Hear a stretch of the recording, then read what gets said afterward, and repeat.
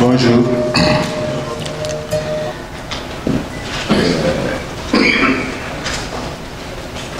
En ce samedi matin, c'est un peu difficile de se lever et de venir à des cérémonies. C'est la raison pour laquelle nous tenons à remercier tous ceux qui sont ici, par amitié, par parenté, pour assister à la cérémonie de dédicace de l'œuvre immense du professeur Diegan Sène. Et nous avons à nos côtés l'éminent professeur Iba Der Thiam et son cadet, le professeur Mamadou Badji, pour nous parler de l'auteur et de l'ouvrage. Moi, je viens en double qualité aujourd'hui pour représenter les autorités administratives, mais surtout venir assister à une cérémonie d'un petit frère. Un petit frère que j'ai vu grandir. Je lui disais tout à l'heure avec Seydina, nous avons été sous l'aile protectrice de Djibouka, mais moi j'étais un peu plus âgé qu'eux. Et donc, ils ont grandi devant moi et j'ai été témoin de leur parcours, riche parcours. Et c'est la raison pour laquelle c'est avec beaucoup de fierté que je préside cette cérémonie, mais c'est avec beaucoup d'humilité également, parce que j'ai à côté de moi d'éminents professeurs. Le professeur Iba Der Thiam, qu'on ne présente plus. C'est une icône des personnalités, non seulement sénégalaises, mais africaines. Moi, je l'appelle l'historien de l'histoire. C'est comme ça que, dans un éditorial, j'ai parlé de lui.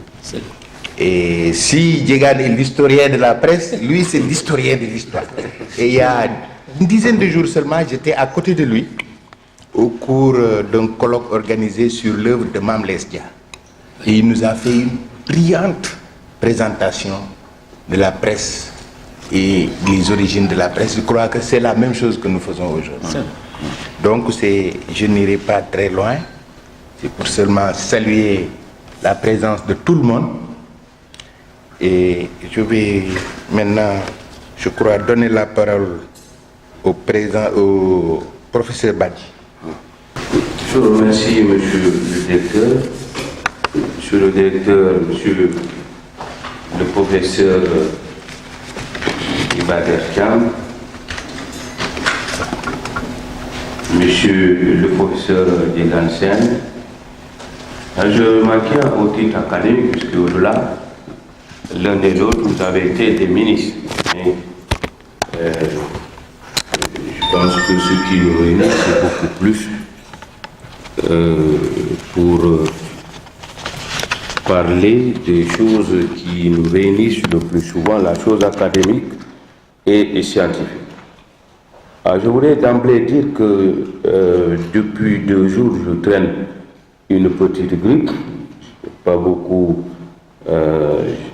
Or, demain, je pars au Cameroun pour le concours d'agrégation. Je suis dans une situation quelque peu délicate. Je voudrais d'entrée demander d'excuser un peu cette posture que je risque d'afficher, la posture de quelqu'un qui est affaibli par non pas le temps, mais par l'impossibilité où il se trouve de pouvoir faire un travail qui est correct. Alors, nous allons parler de l'œuvre et de l'auteur et de son œuvre.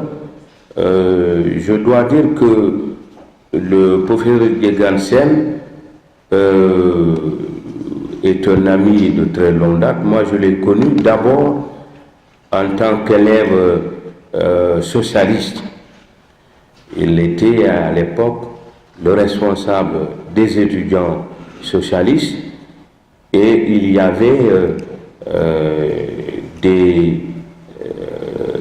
conférence qui se faisait à la fin de l'année, lorsque les cours vaquaient et que les étudiants étaient appelés à rentrer. Les étudiants socialistes, eux, allaient sillonner le pays pour essayer de porter la bonne parole auprès des paysans. La bonne parole, c'était de vous pouvoir, au contact des paysans, expliquer sur des thèmes choisis la politique du gouvernement et l'action menée au niveau de l'État pour satisfaire les aspirations des uns et des autres.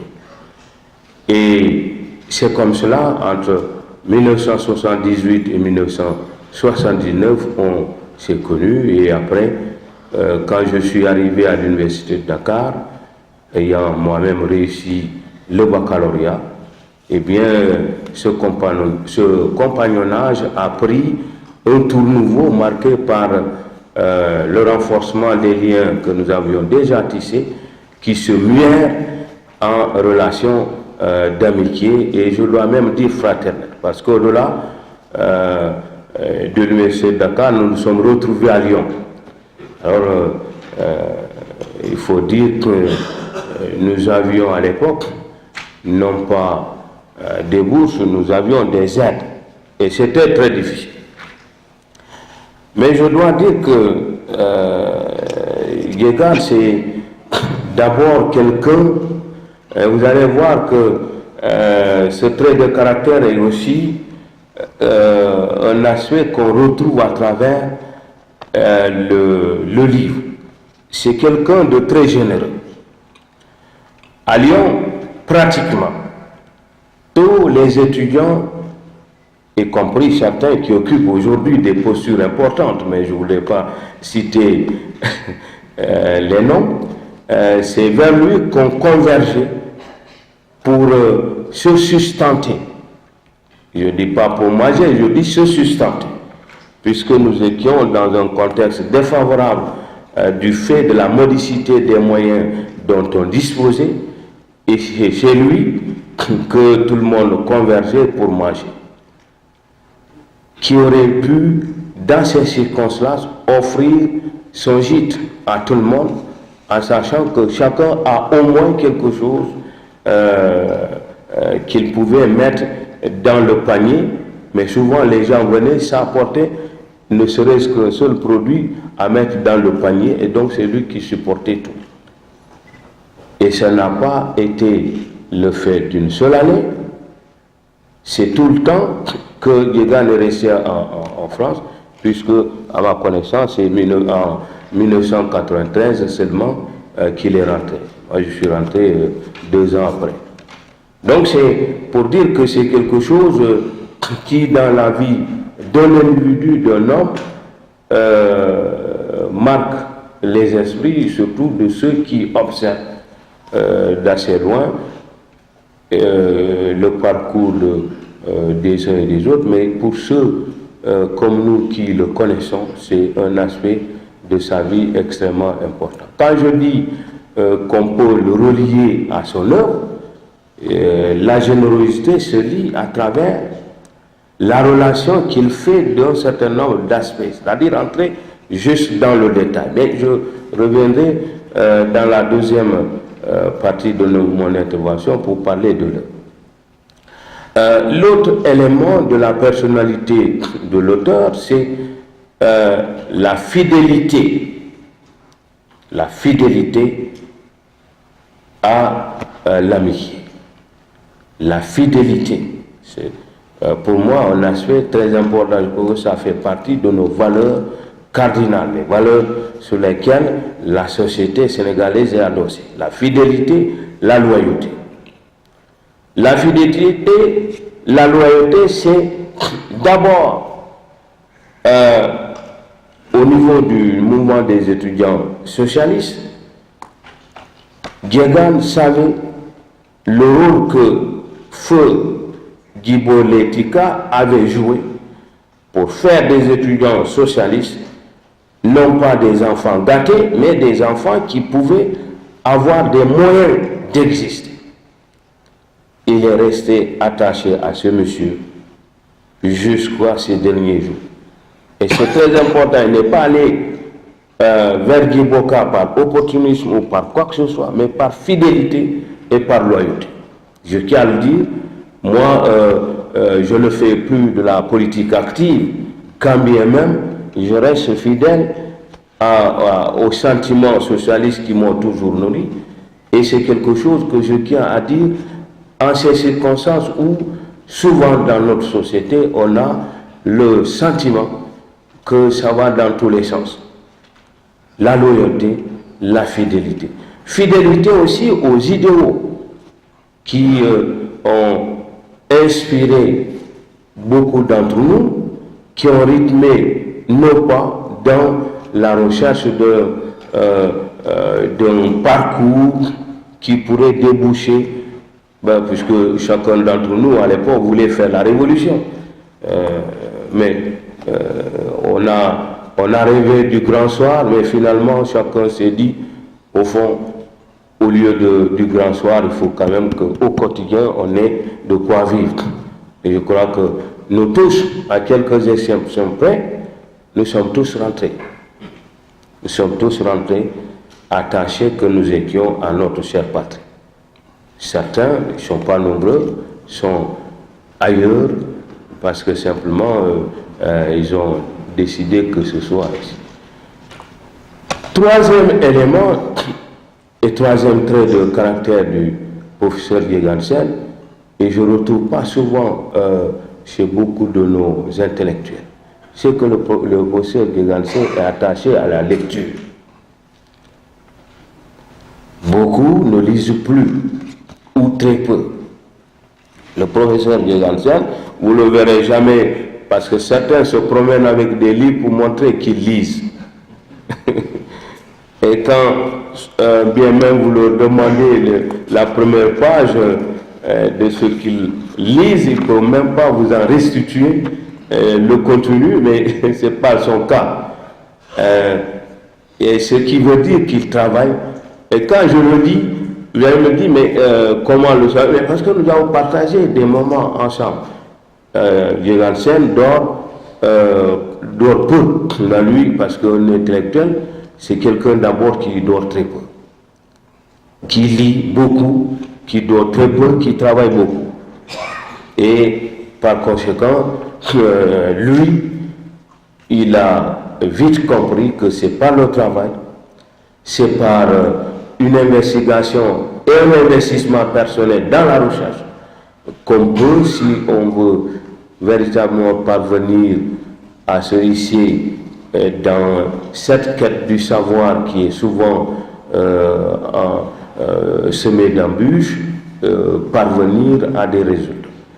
Et donc, il lit beaucoup, ce qui fait que lorsque vous parcourez l'ouvrage, vous ne pouvez pas, en lisant, dire que ça c'est du plagiat. Parce qu'un intellectuel qui ne lit pas, il ne trouve pas l'inspiration nécessaire par rapport au travail qu'il essaie de produire, de nature à pouvoir avoir son inspiration personnelle et faire un travail qui soit dépouillé d'aspérité, dépouillé de plagiat. Or, en ce qui le concerne, c'est véritablement quelqu'un qui, en lisant, puisqu'en lisant, on prend des notes, et ces notes font que, en fin de compte, on peut s'inspirer des idées qu'on a ici ou là glanées pour pouvoir, par rapport à un sujet déterminé, eh bien, le développer. Et c'est cela qui est également un trait de caractère que nous avons, en ce qui nous concerne, véritablement trouvé dans la personne du professeur Guégansen. Et je dois dire qu'il aurait pu être, je l'ai taquiné un jour, il aurait pu être avec nous à la faculté de droit. Parce que ce n'est pas le droit que Guégansen a commencé. Et a dit, sous forme de boutade, chez vous, c'est un véritable marigot. C'est vrai, quand on voit la manière dont les choses se mènent chez nous. Peut-être que c'est un véritable marigot. Il faut être un caïman pour pouvoir se mouvoir dans ce marigot. Mais nous, on a réussi peut-être à noyer les petits poissons pour surnager, mais on a réussi à s'y glisser et donc on a réussi à faire notre petit chemin. Mais pour dire que vous avez dans la personne du professeur Djegan-Sen un véritable intellectuel, généreux, loyal, fidèle, mais aussi ouvert, puisque quand on lit beaucoup, on est ouvert au monde. On ne peut pas ne pas lire sans rencontrer l'autre, on ne peut pas ne pas lire sans éprouver le besoin de s'évader, ne serait-ce que par la circulation des idées qui sont celles que vous trouvez dans les ouvrages, dans les articles, dans les journaux que vous lisez. Ce qui fait que nous avons là un auteur, et je voudrais remercier l'Harmattan d'avoir vraiment compris l'intérêt qu'il y a à publier son travail. Parce que c'est un travail, et là je fais la transition, je ne sais pas si vous me permettez, par rapport au livre. Alors il y a deux mérites essentiels par rapport à ce livre. En le lisant, j'ai compris, surtout par rapport au régime de Vichy, un certain nombre de choses. Le régime de Vichy, on avait dit à un moment que Dakar a failli être vichiste. Bon, en lisant, j'ai appris à nuancer. Parce que moi-même, je suis resté avec cette idée que ça fait un peu honte dans ma tête de savoir que mon pays a été un peu vichiste. Mais d'abord en lisant le travail du professeur Ibader Thiam, ensuite en confortant mes convictions qui n'étaient pas encore ancrées à l'époque, avec ce que le professeur Djegan-Sen vient d'écrire, eh bien je me rends compte que souvent il y a de fausses idées qu'on fait circuler, car le Sénégal a toujours été une terre de résistance.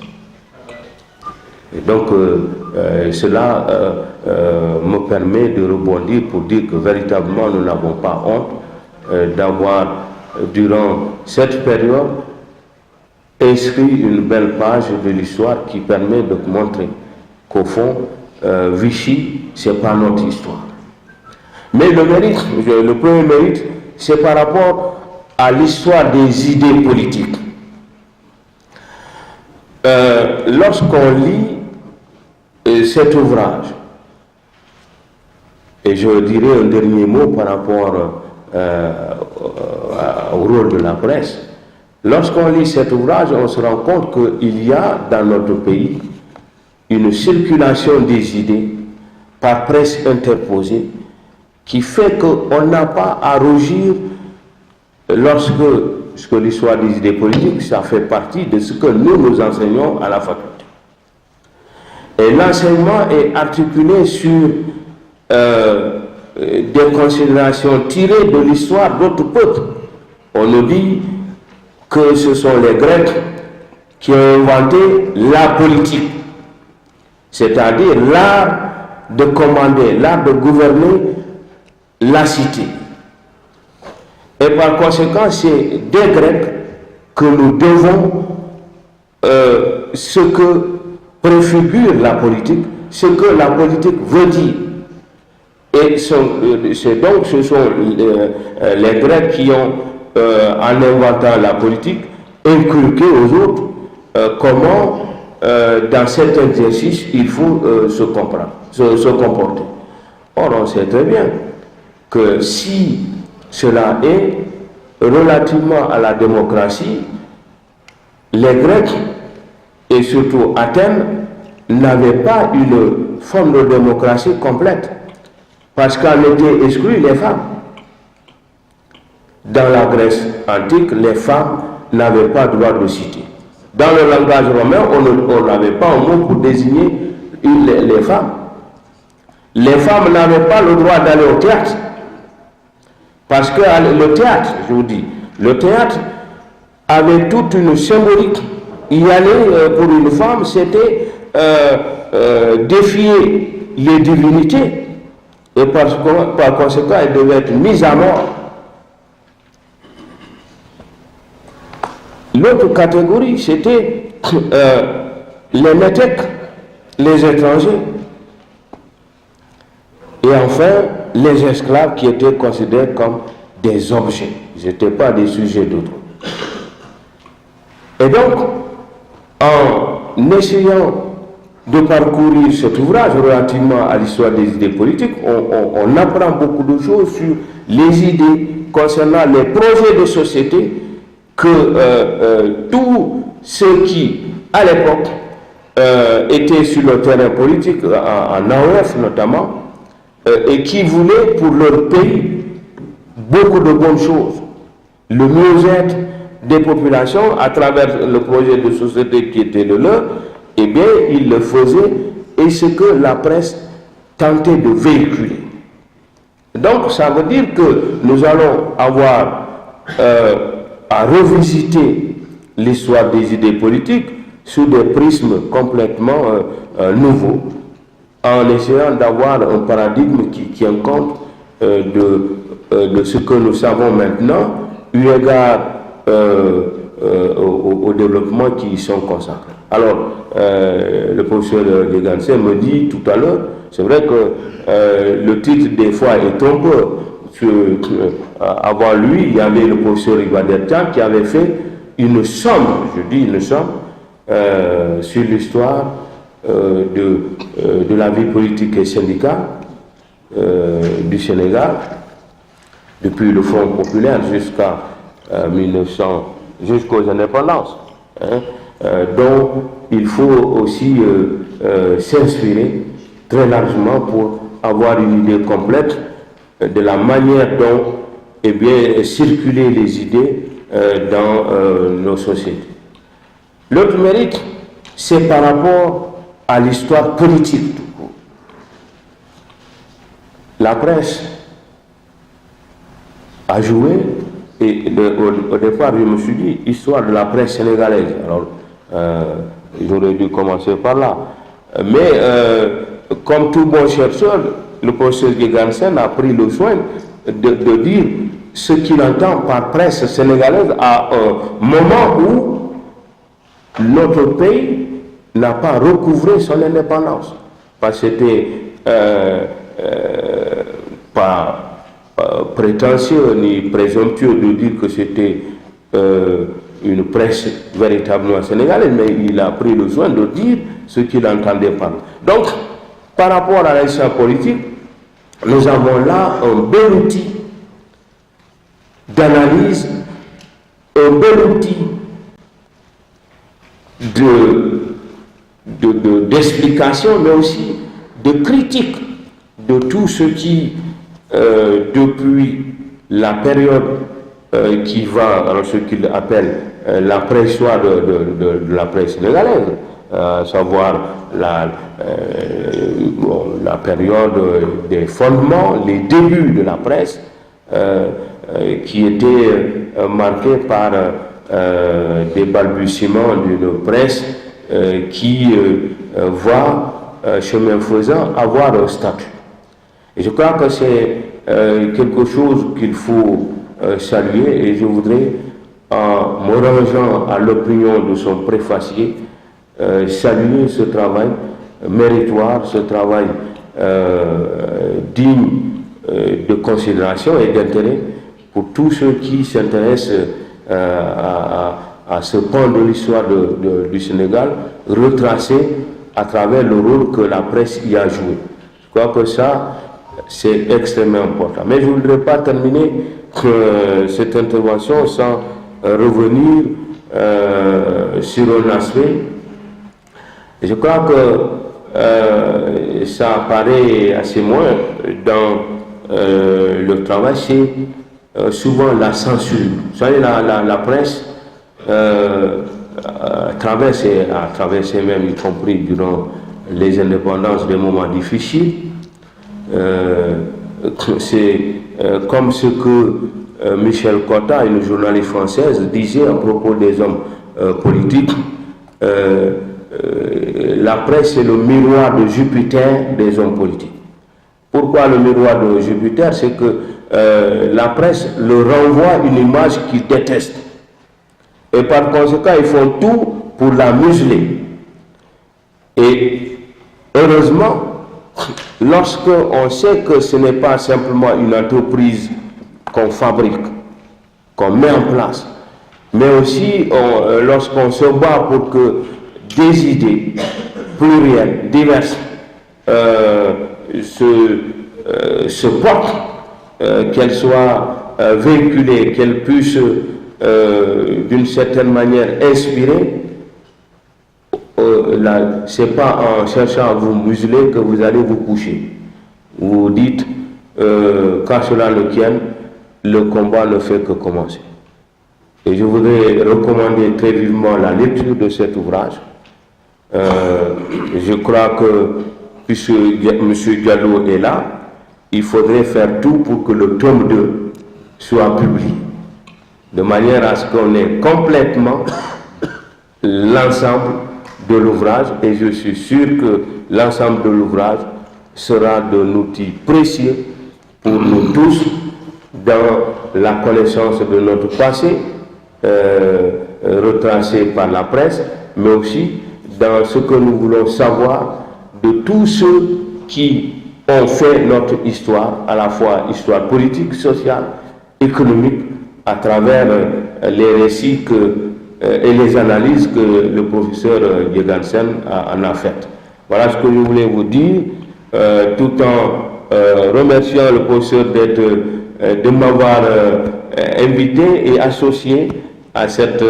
mais ce que je fais avec beaucoup de conviction et vraiment avec beaucoup de joie, et surtout d'être autour de la table avec le professeur Ibadan Thiam et le directeur de la communication que j'ai connu au moment où j'étais étudiant. Ça ne peut que réellement me rendre encore fier. Voilà, merci beaucoup. Merci.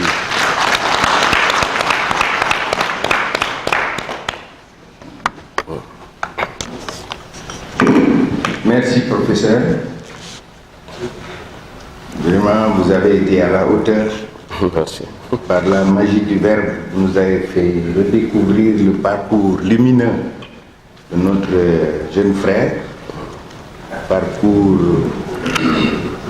bordé d'arbres gigantesques qu'on peut appeler la loyauté, la fidélité, la générosité. Je crois que nous tous ici, nous pouvons approuver cela et vous remercier pour cette présentation. Maintenant, nous allons donner la parole au professeur Ibadan Thiam.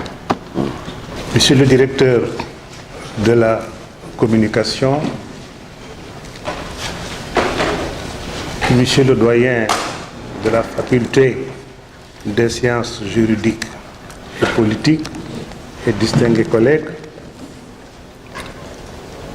Monsieur le professeur Djegansen, Monsieur le représentant du Grand Serigne de Dakar,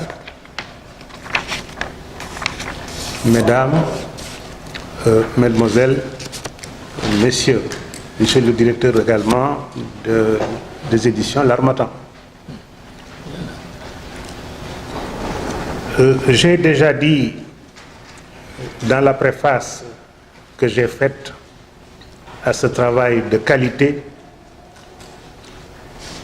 effectué par un chercheur de talent et de compétences, d'expertise, de mesure, de rigueur et d'équilibre que le professeur Djegansen avait conduit avec originalité une recherche du plus haut intérêt pour l'historiographie du Sénégal et de l'Afrique. Dès 1962, Roger Pasquier, du Centre de recherche africaine de la Sorbonne, qui connaît parfaitement notre pays pour y avoir servi, s'était intéressé au début de la presse dans la première colonie que la France avait acquise en Afrique au sud du Sahara et où les populations établies au moins depuis 1659 avaient conservé avec les populations autochtones le contact culturel le plus long. Ce fut en effet ici au Sénégal que l'école française a été instituée en 1817 pour les garçons, en 1822-1824 pour les filles, à l'initiative respectivement de Jean d'Arc et de la mère Anne-Marie Jaouvet. Les contacts que les populations ont eus avec ces étrangers n'ont pas été faciles, notamment dans les points focaux qui étaient à l'époque Gorée et Saint-Louis. Les compagnies à charte auxquelles le gouvernement royal français avait confié l'administration de ce qu'on appelait le Sénégal indépendance, disposaient d'un personnel européen et africain dont la cohabitation a posé d'énormes conflits culturels. Ce ne fut qu'en 1842 que les premières promotions de curés autochtones revinrent de France, où on les avait envoyés depuis 1825 avec l'abbé Boila, l'abbé Freudoal et l'abbé Moussa, c'est-à-dire avant l'arrivée des frères de Proemel et 6 ans avant la création du premier cours secondaire institué en 1847 et supprimé dès 1848. Bien avant cette date, les Sénégalais de Saint-Louis et de Gorée, connus pour leur attachement à leurs valeurs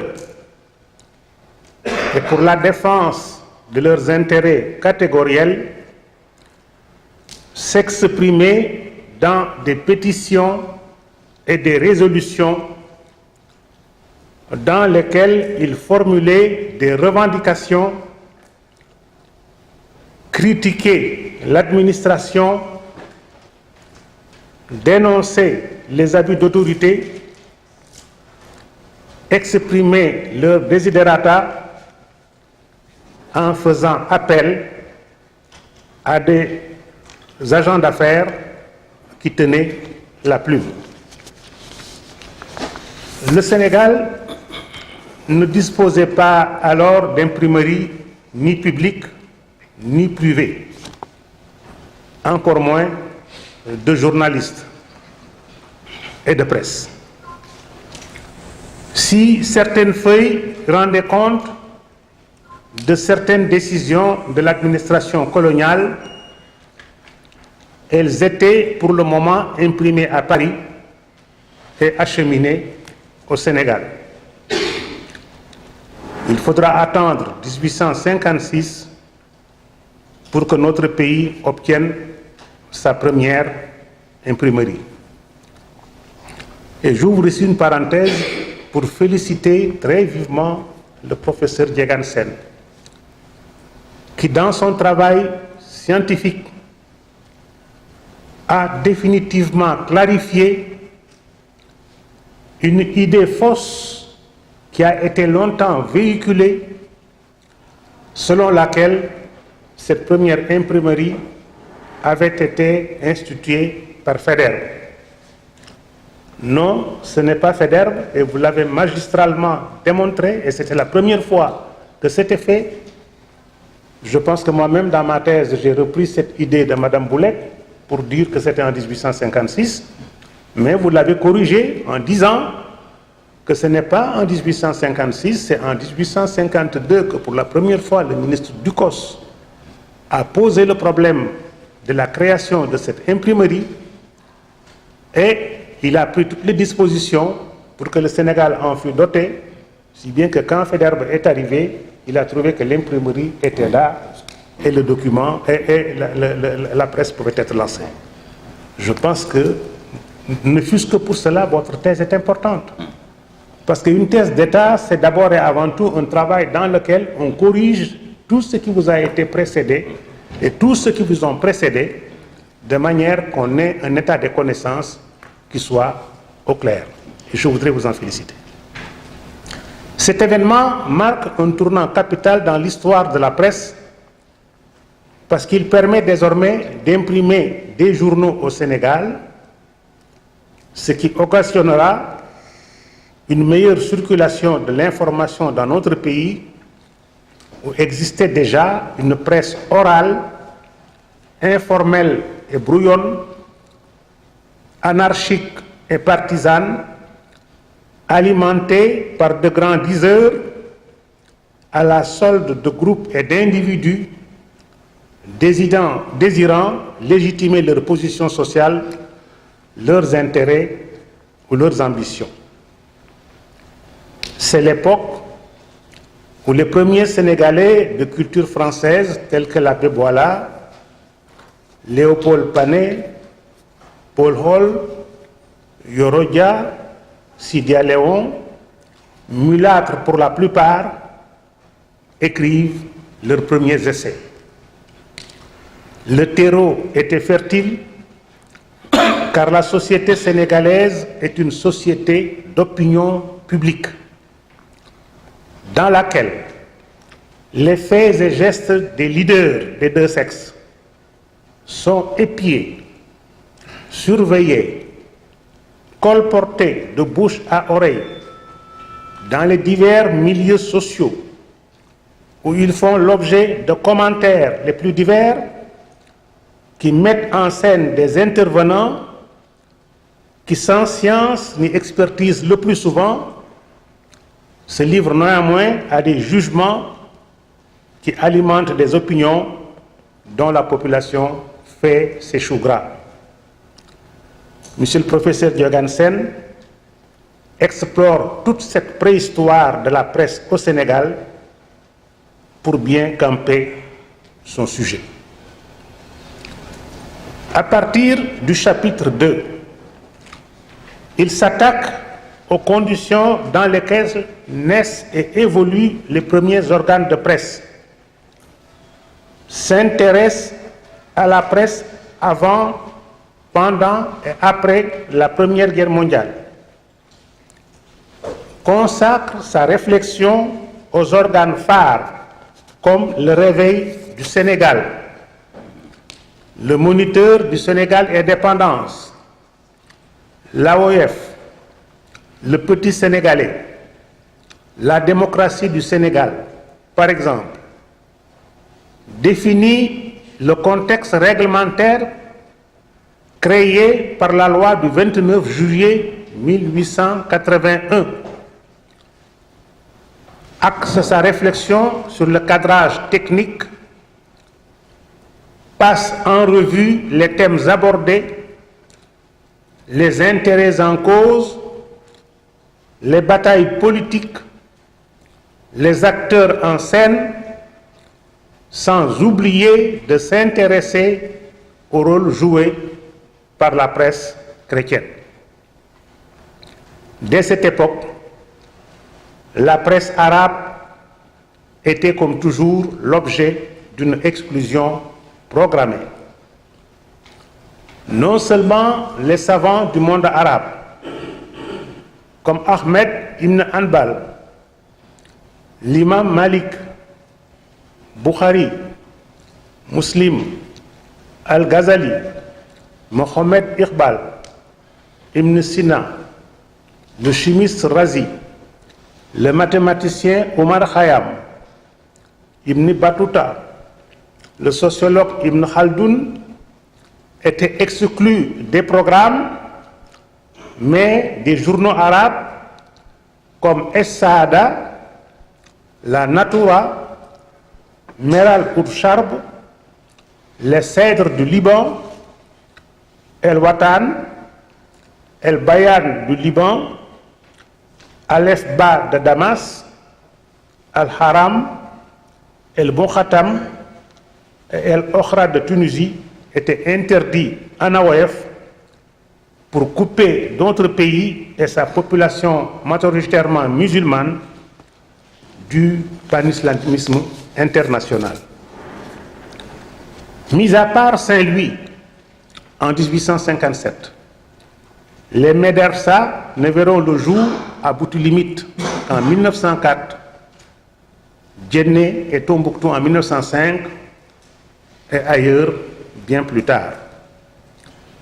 Ceux qui voulaient aller plus loin étaient obligés de se rendre au lycée alaouite de Tunis ou à celui d'Alger. Le professeur Diegansen dresse la liste de toutes les nouvelles créations, celles des disparitions, et dénombre les journaux qui sont actifs et ceux dont la vie a été plus éphémère. Il s'intéresse aux causes des disparitions, évoque les infractions par rapport à la loi du 29 juillet 1881, votée par la Troisième République et qui réglementait le cadre légal dans lequel s'exerçait la presse et la profession de journalisme, dans lequel devaient évaluer la presse et les journalistes, mais aussi l'affichage public, le colportage et la vente sur la voie publique. Il passe en revue les journalistes, déplace son curseur sur d'autres moyens d'information que sont la radio, étudie la période de l'après-guerre et toutes ces années passionnées et tumultueuses qui vont de 1919 à 1939. C'est l'époque où le Sénégal s'installe dans une crise économique née des années de l'après-guerre. Tout manque. Le matériel fait défaut. Les équipements et les moyens techniques également.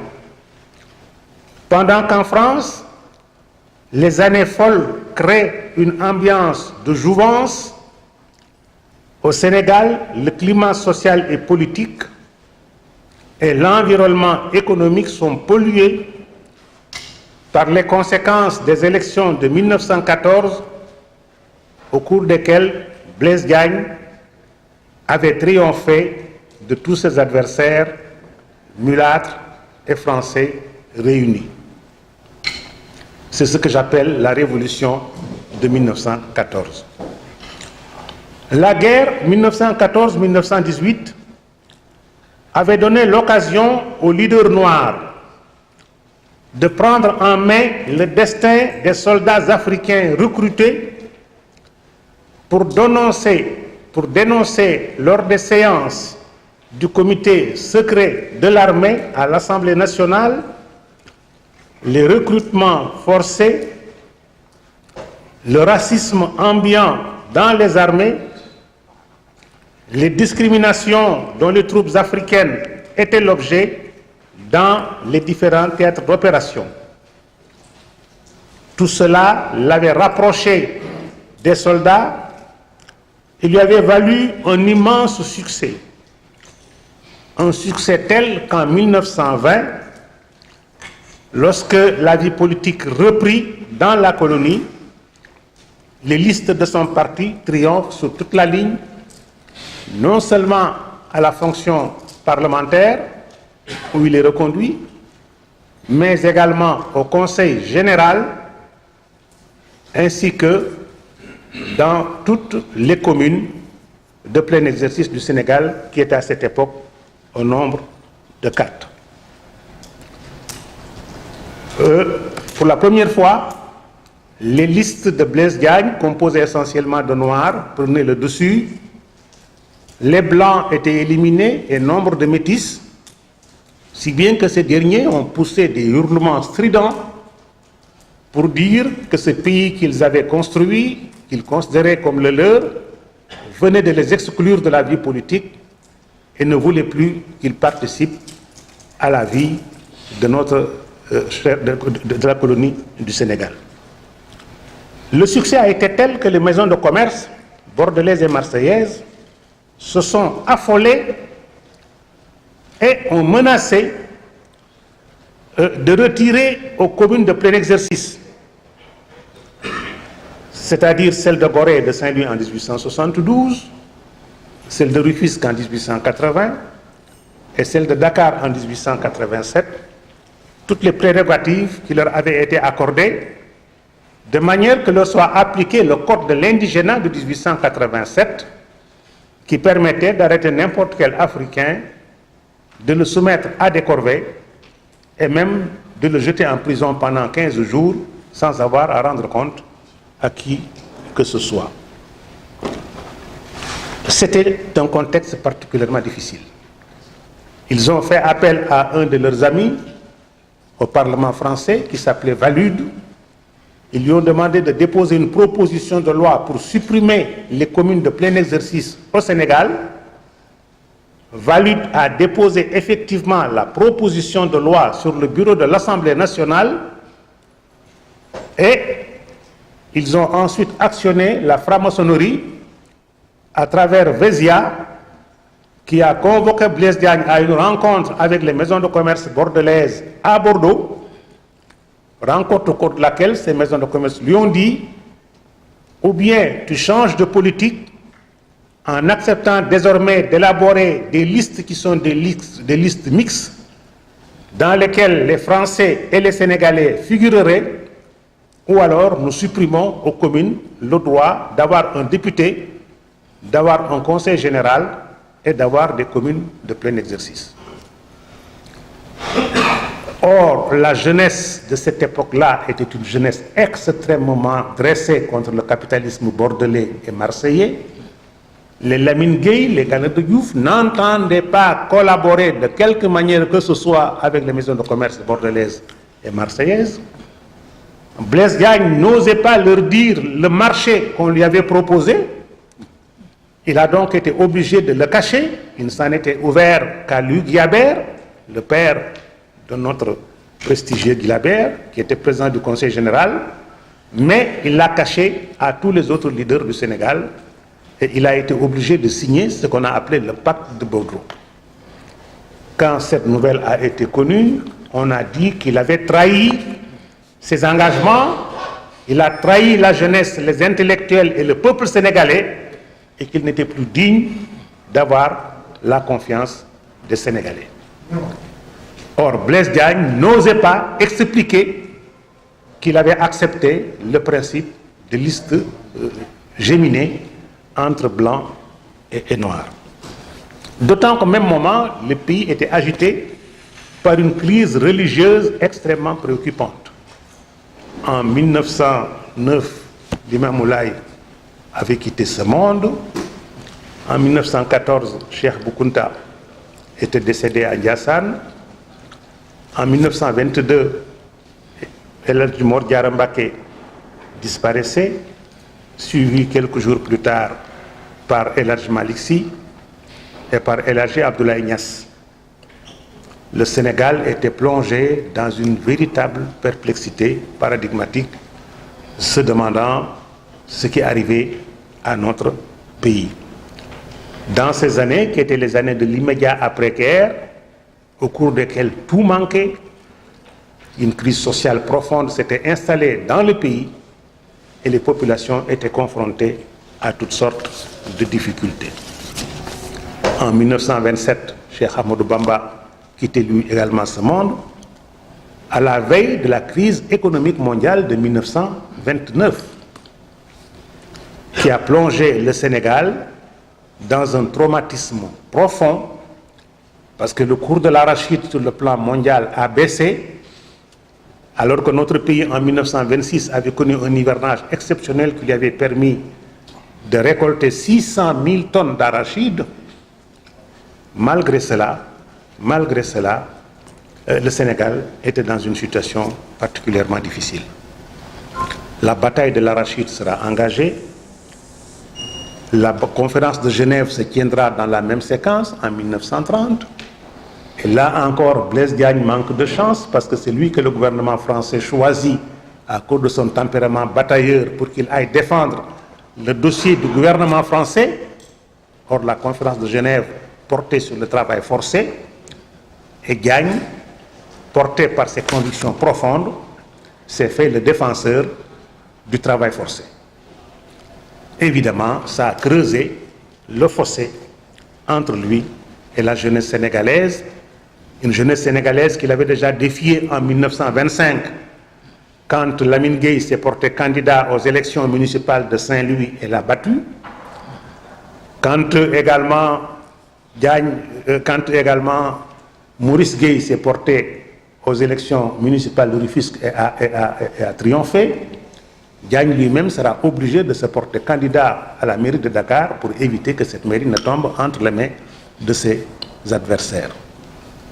Et dès 1928, le fossé se creuse entre lui et Ngalandou, entre lui et Lamine Gueye.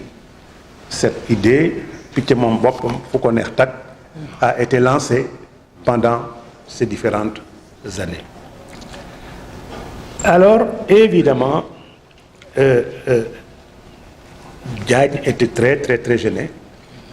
En 1930, le Cheikh Ibra Fall meurt. En 1934, lui-même Diagne, il meurt. Ngalandou le remplace, mais ce sera pour lui aussi quitter ce monde en 1941. Année aussi au cours de laquelle Cheikh Anta Mbacké, n'est-ce pas, qui était l'un des piliers qui avait le plus soutenu le Cheikh Ahmadou Bamba dans ses épreuves, a disparu de la scène politique. Nous entrons dans un contexte qui sera caractérisé par la victoire du Front populaire en 1936 au niveau du Sénégal. Front populaire durant lequel éclate la grève des cheminots du Dakar-Saint-Louis du 28 septembre, au cours de laquelle la police tire, 7 morts, 125 blessés sont enregistrés. Le gouverneur général de l'AOF, Marcel Decopé, qui était un ami très sincère des Africains, était fortement attaqué. On a été obligé de faire appel à El Hadji Seydou Nourou Tall, à Serigne Ababakar Sy et à Serigne Moustapha Sy, qui sont venus à Thiès, qui sont descendus dans la fosse pour parler aux travailleurs. La ville de Thiès était dans une situation d'ébullition exceptionnelle. Et nous étions en 1939, on se demandait comment les Sénégalais allaient réagir au moment du recrutement pour participer à la guerre. Et c'est dans ce contexte-là que le régime de Vichy s'installe ici dans notre pays. Le régime de Vichy qui, quand il arrive avec Boisson, remet en cause la totalité des acquis que notre peuple avait pu obtenir depuis l'ordonnance de septembre 1840.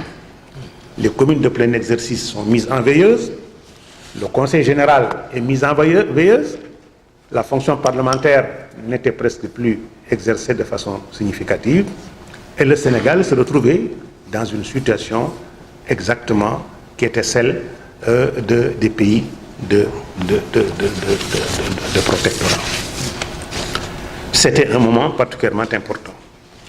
Alors évidemment, Diégane Sène aborde toute cette réflexion avec le sérieux qui le caractérise, avec sa compétence proverbiale, son goût de l'exhaustivité, son esprit de responsabilité et le souci constant qu'il a de fournir à l'opinion des informations fiables, susceptibles de compléter la formation scientifique de tous ceux qui s'intéressent à son travail.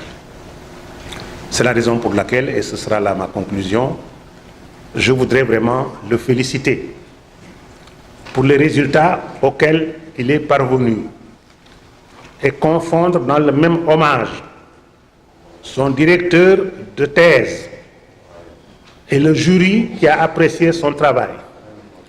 Ce travail qui honore l'université sénégalaise et la presse sénégalaise, qui honore aussi l'Harmattan et qui diffuse une contribution majeure à l'édification de la démocratie du Sénégal que tout le monde nous envie actuellement, mais également une contribution majeure à la récupération de notre conscience historique, parce que chaque fois que l'on publie un livre, on diffuse une pensée. Je vous remercie de votre attention.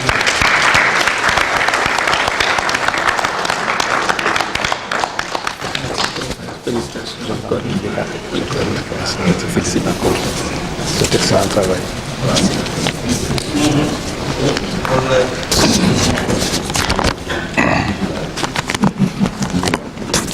Après, c'est toi. Je voudrais, oui, je voudrais, quand Diegan aura pris la parole, je vous demanderai l'autorisation de me retirer, parce que aujourd'hui je cotise 2 dames. Diegan m'avait demandé de faire la présentation de ce travail que je ne pouvais ne pas faire par amitié pour lui, mais au même moment se tient le colloque sur Thierno Souleymane Baal et le général Khan et toute la famille des Alpulaar me demandent de venir faire une communication là-bas et de présider la manifestation. Ils ont commencé depuis 9 h. Je vais leur demander de me permettre de venir d'abord ici, de venir après. Donc, obligé de venir. Merci beaucoup. Merci, professeur. Vraiment. Bon, nous sommes retournés à l'école en vous écoutant et nous vous remercions pour cette brillante intervention qui ne nous surprend pas. Donc nous allons donner la parole à Diegan et accompagner le professeur. Merci beaucoup. Merci. Ah oui, oui. Merci beaucoup, Monsieur le Président.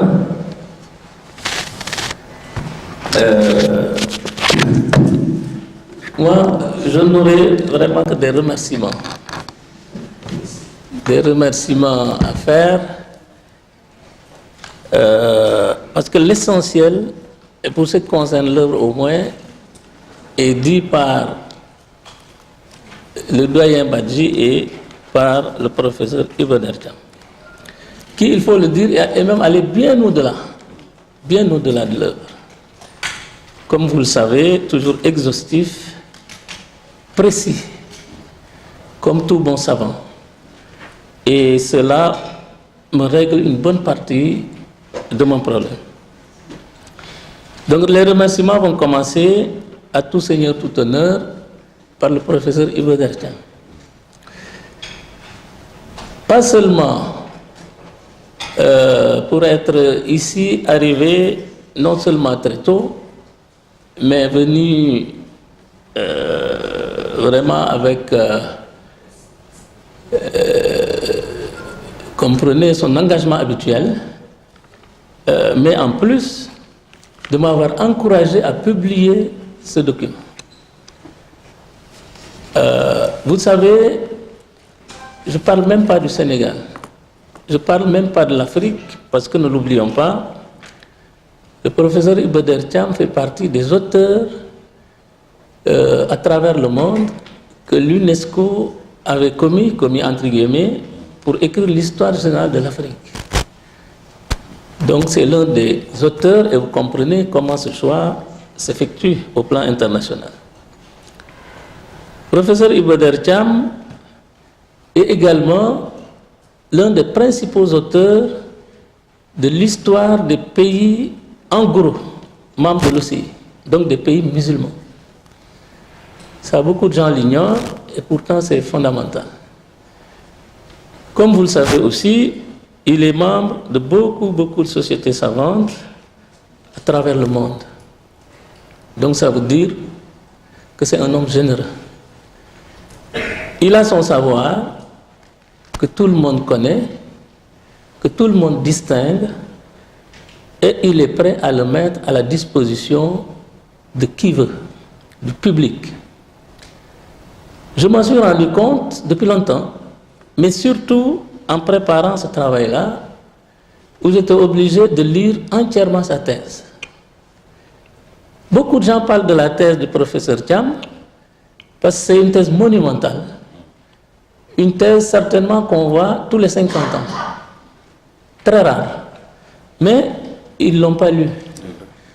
Ou ils ne la lisent qu'à la diagonale. Il faut vraiment s'y plonger pour voir la somme de savoir, la somme de science que contient ce travail. Moi, je l'ai lu de A à Z, de la première à la dernière page. Même, vous voyez, le tome spécialement consacré à la bibliographie. Il y a un tome spécialement consacré qu'à la bibliographie. Merci beaucoup. Vous comprenez? Donc, j'ai tout lu et j'en ai même piqué une bonne partie de cette bibliographie. Ça m'a beaucoup orienté pour mon travail. Je suis allé, grâce à cette bibliographie, très loin dans mon travail, parce que je suis allé consulter ces renvois-là qu'il a opérés dans son travail. Ceux qui liront aussi le travail verront tous les emprunts qu'il contient et qui viennent du professeur Iba Der Thiam. D'abord de sa thèse, ensuite de ses écrits. Vous savez, il n'y a pas que la thèse, il y a de nombreux écrits. Il y a un livre en particulier que j'ai lu depuis que j'étais étudiant et que j'ai utilisé dans ma première thèse effectuée à Lyon sur Maba Diakhou Ba, Almami du RIP. Alors, c'est un livre qui est épuisé aujourd'hui, mais qu'il faut lire, parce que ça doit être dans les bibliothèques.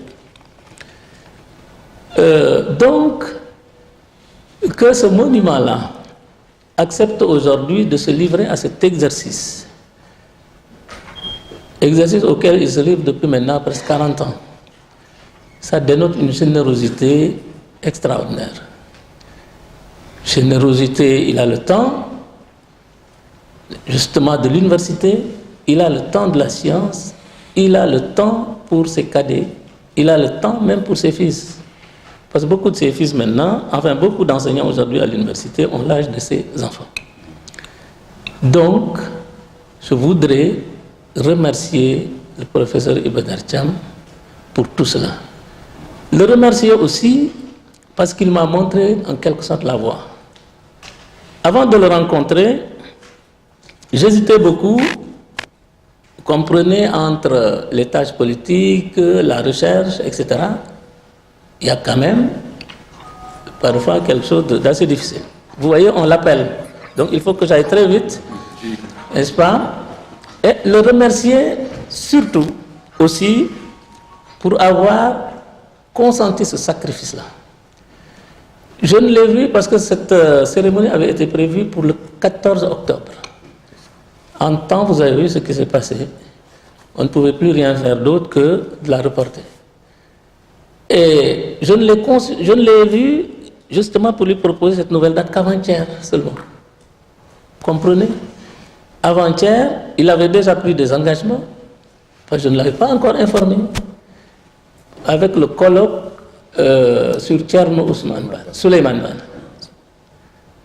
Malgré tout, devant moi, il a appelé le général Kane, effectivement, pour lui dire vraiment qu'ils acceptent de décaler son arrivée. Alors que c'est lui qui doit présider le colloque, qui devait avoir commencé depuis 1 heure ou même plus. Donc ils ont décalé pour que spécialement il puisse être là à nos côtés, vraiment, et nous accompagner dans ce travail-là. Professeur, yàlla na la yàlla fay sa xol. Vraiment fay la aussi taxaw yi nga taxaw université, taxaw ko Sénégalais yëpp. C'est sûr que dina ko def. Alors moi je suis très ému parce que xam nga séeréer moom surtout bu yaru ci àll bi comme man boo ko defalee lu tuuti rek pour moi àdduna yëpp nga ko may donc lii c'est quelque chose d'inoubliable pour moi et pour ma famille et pour mes amis donc merci beaucoup merci donc pour aller vite toujours et libérer le professeur, j'en viens à mon ami et frère, le doyen Badji. Le doyen Badji, il est responsable du jury d'agrégation de droit, et ça depuis plusieurs années, et il devait être à Yaoundé aujourd'hui, où doivent même se tenir ces concours, parce qu'il y en a beaucoup. Enfin, il n'y en a pas qu'un. Il y a droit, sciences économiques, etc., gestion, sciences politiques, des choses comme ça. Et lui devait être à Yaoundé avec mon ami Diatara, qui lui est parti hier. Voilà. Mais par amitié, il a différé son vol pour être présent ici, avec nous. Donc, mon cher ami, bon, inutile de te remercier, tu le fais pour toi-même, mais vraiment, c'est notable, et l'assistant doit quand même le savoir. Voilà. Alioune Dramé, c'est vrai, tu l'as bien dit, mon grand frère, de très longue date. Le jour où tu connaissais, tu étais rédacteur en chef du Soleil. Et moi, étudiant en deuxième année de droit. Et ça veut dire donc que c'est très lointain.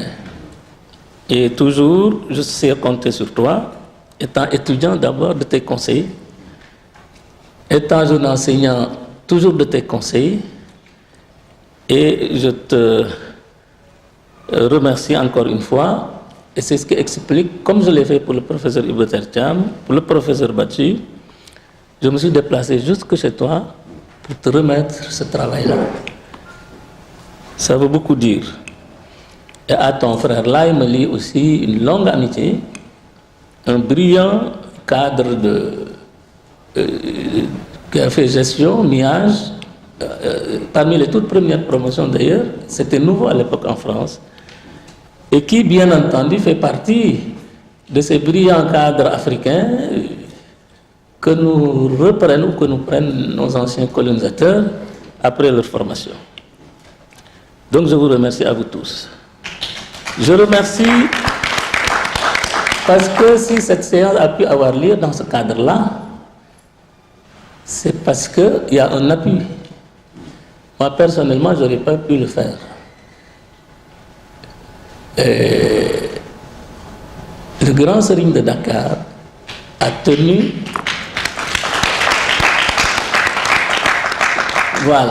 a tenu à ce que ça se fasse ici. Et il a insisté. Moi, je voulais le faire beaucoup plus simplement au niveau de l'université, mais il m'a dit qu'il n'en est pas question. Je n'ose pas vous dire ce qu'il a sorti comme argent pour louer la salle, pour offrir un cocktail à la fin. Donc, ça, c'est quelque chose de très, très important. Et Pape Ibrahima Diagne, donc grand Serigne de Dakar, n'est pas là, mais il est là. Parce qu'il y a sa distinguée épouse, il y a Dabagna qui est là devant, qui fait partie des premières à être là. Il y a Ndeye Djirew, n'est-ce pas, Sangone Diagne, que nous savons dans Dakar et au Sénégal.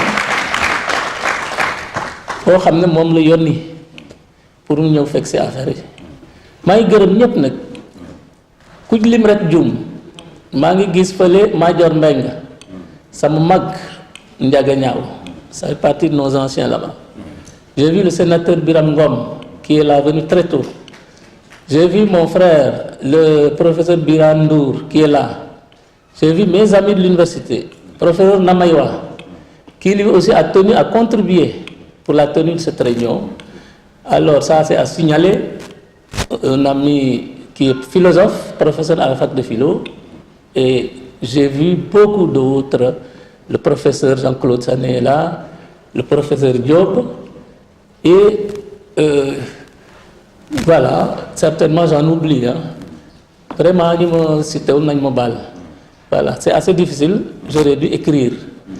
Ensuite, il y a mes amis, Ba est là, il y a mes camarades et amis politiques qui sont là, député Omar Seck,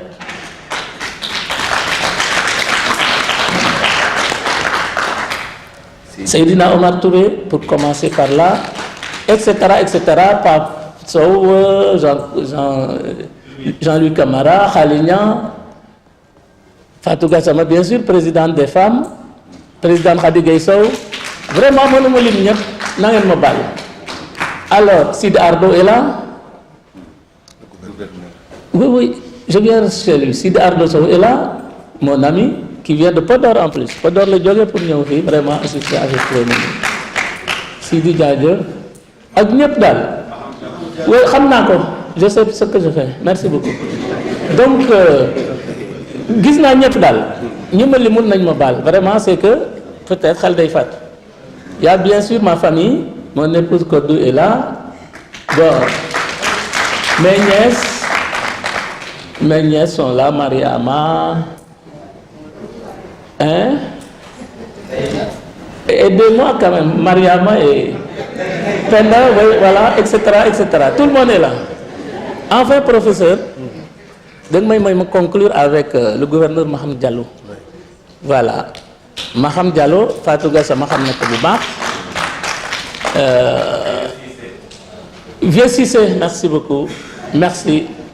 Et les jeunes politiques de Mbour, les responsables des jeunes là-bas, qui sont là, avec les journalistes là-bas d'Aroupouille et autres. Donc, Maham, je termine par lui parce qu'on a un vécu, c'est très important, c'est mon ami. Vous devez être de la même génération, ou même avoir le même âge. Il a fini par gouverneur de Dakar.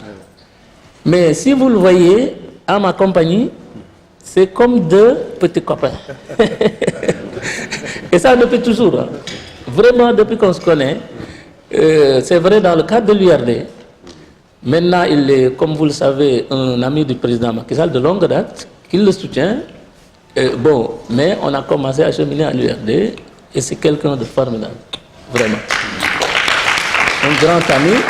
Et c'est ce qui fait que je lui ai dit ça hier à minuit, mais il a tout fait quand même pour elle.